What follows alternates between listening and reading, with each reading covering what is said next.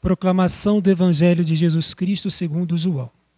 Naquele tempo, disse Jesus, em verdade vos digo, que não entra no redil das ovelhas pela porta, mas sobe por outro lugar, é ladrão e assaltante. Quem entra pela porta é o pastor das ovelhas. A esse, o porteiro abre e as ovelhas escutam a sua voz. Ele chama as ovelhas pelo nome e as conduz para fora.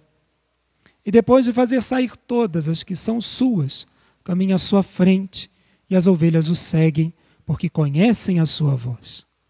Mas não seguem um estranho, antes fogem dele, porque não conhecem a voz dos estranhos. Jesus contou-lhes essa parábola, mas eles não entenderam o que queria dizer. Então Jesus continuou: em verdade vos digo, eu sou a porta das ovelhas.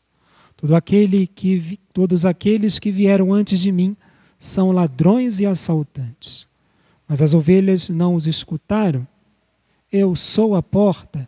Quem entrar por mim será salvo. Entrará e sairá e encontrará pastagem. O ladrão só vem para roubar, matar e destruir. Eu vim para que tenham vida e a tenham em abundância. Palavra da salvação. Queridos irmãos, o quarto domingo da Páscoa é tradicionalmente o domingo do Bom Pastor, porque todo ano, no quarto domingo da Páscoa, nós lemos o capítulo 10º do Evangelho de João, que é o Evangelho do Cristo Bom Pastor. Como é um capítulo muito grande, a gente não lê todo o capítulo 10º de uma vez só, mas a liturgia divide nos seus ciclos esse capítulo 10º. Então, no ano litúrgico A, que é esse que a gente lê até o versículo 10º, do 1 ao 10. No ciclo litúrgico B, a gente lê a segunda parte, do 11 até o 18. E no ciclo litúrgico C, a gente lê a última parte, que é até o versículo 30. Essa divisão ela segue uma ordem, uma lógica. Por quê? Porque na primeira parte, Jesus se compara com a porta. Eu sou a porta do aprisco. Na segunda parte, Jesus se compara ao pastor. Eu sou o bom pastor. E na terceira parte, ele fala das ovelhas. Então, assim, a igreja divide o capítulo 10º do Evangelho de João. Então, esse capítulo 10º, na Sagrada Escritura, ele vem logo depois do milagre da cura do cego de nascença, que é a passagem bíblica que Jesus cura um cego de nascença no sábado. Esse cego é levado para o sinédrio, é interrogado pelos sumos sacerdotes, depois chamam os pais desse homem para saber se ele era cego mesmo. Depois esse homem reencontra Jesus, e aí Jesus o alerta para que ele não venha a ficar cego de novo, mas uma cegueira mais séria que a cegueira física, que é a falta de fé. Os fariseus que estavam ali perto e ouvindo Jesus dizendo isso, perguntam a Jesus: Jesus, então nós somos cegos? Logo na sequência vem esse texto bíblico, que é o do bom pastor. Então o contexto é um contexto de conflito. Jesus está em conflito com as lideranças judaicas. Ele fala isso quando ele diz que o ladrão, o assaltante, não entra pela porta. Então é um contexto de conflito.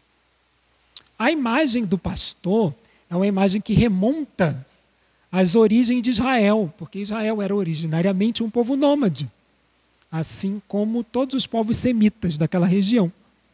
Então, o povo nômade é aquele povo que não tem parada, não tem moradia certa. Cada temporada está num lugar. Então, Israel tem na sua origem o nomadismo. Num povo nômade, a figura do pastor era muito importante, porque ele cuidava do rebanho. Quando a tribo tinha que se deslocar, ele era o responsável por fazer o deslocamento do rebanho. Perder o rebanho era algo muito sério, porque num povo nômade, o rebanho significa alimento, significa vestimenta. Do rebanho se tirava o couro para fazer as tendas. Então, o rebanho era o centro de um povo nômade. e, portanto, o pastor era uma figura muito importante. Então, Deus usa para falar com o seu povo imagens que o povo está acostumado. E uma das imagens é a imagem do pastor. Quando Israel deixa de ser um povo nômade e passa a ser um povo sedentário, Deus usa imagens próprias de um povo sedentário, que são imagens próprias da agricultura, da vinha, o semeador. Então Deus ele molda a sua linguagem de acordo com a realidade do povo. O Cristo Bom Pastor é uma imagem bem tradicional da iconografia cristã. São 3 as imagens tradicionais da iconografia cristã. A primeira é o Cristo crucificado. Segunda é o Cristo Rei, que é o Cristo sentado no trono dando bênção, que a gente chama de Pantocrator. E a terceira é o Cristo Bom Pastor, que é Jesus segurando uma ovelha no colo. Então essas 3 imagens são bem tradicionais de Jesus. A imagem do pastor, então, ela remonta o período do nomadismo de Israel. Grandes figuras de Israel foram pastores. Davi, antes de ser rei, foi pastor. Moisés, quando ele foge do Egito, depois de ter matado o soldado do faraó, ele se refugia na casa de Jetro e se torna pastor do rebanho de Jetro. Josué, depois da conquista da terra prometida, ele se torna pastor. E várias outras figuras, como Gedeão, um dos juízes de Israel, era pastor. Então, várias figuras em Israel foram pastores. Então, por isso a imagem do pastor ela é muito usada na Bíblia para tentar mostrar, ilustrar como é que Deus cuida de Israel. Deus cuida de Israel da mesma forma que um pastor cuida do seu rebanho. Essa é a ideia. Então, na liturgia desse domingo, nós pegamos a primeira parte, que é dos versículos de 1 a 10, em que Jesus se compara à porta do redil onde estão as ovelhas. Como eu disse, é um contexto de conflito, que Jesus está se confrontando com as lideranças religiosas judaicas. Então, a imagem da porta é para dar autenticidade, legitimidade ao pastoreio do Cristo. O Cristo não é pastor como as lideranças judaicas. Jesus diz, são ladrões e assaltantes. Porque estavam interessados no próprio bem. Queriam se aproveitar das pessoas para o seu próprio proveito. Então Jesus diz, eu não sou assim. Eu vou conduzir as minhas ovelhas para as pastagens seguras. Então é um texto para dar legitimidade e autenticidade ao pastoreio do Cristo. Ele não é pastor como os demais. Ele não é como as lideranças judaicas. Então essa é a ideia principal do texto. O texto quer transmitir a nós que o Cristo é um bom pastor. Então, tendo isso em mente, a gente tem que ter claro que a ideia da liturgia desse domingo é, em primeiro lugar, nos lembrar que nós somos parte do rebanho do Cristo. Fazemos parte do pastoreio de Jesus. Isso, embora pareça insignificante, é importante pelo contexto em que a gente vive. Então é um contexto em que muita gente não sabe em quem acreditar, não sabe em quem confiar, se sente desamparado pelas suas lideranças, por aqueles que lhes governam. Muita gente se sente abandonado. Então esse texto bíblico é para mostrar que nós, como cristãos, nós temos como pastor o Cristo. Ele é o pastor.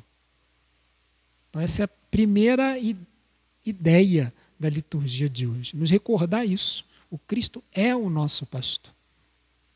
Ora, se ele não é um pastor como são as lideranças judaicas, a consequência disso, então, é que nós devemos ter confiança no pastoreio dele.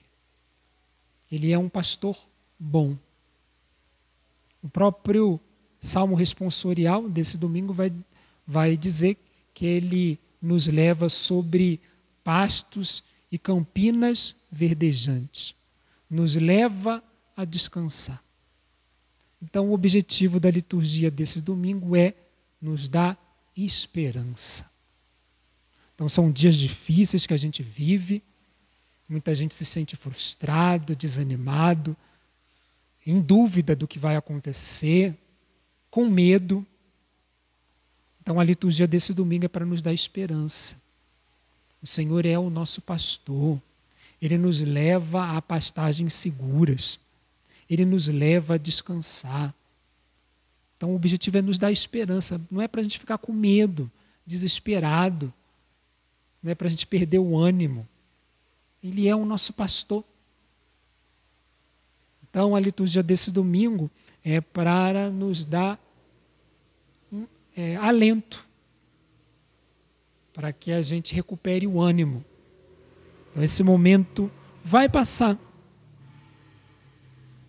A gente está passando por vales tenebrosos, mas o Senhor vai nos conduzir para pastagens seguras.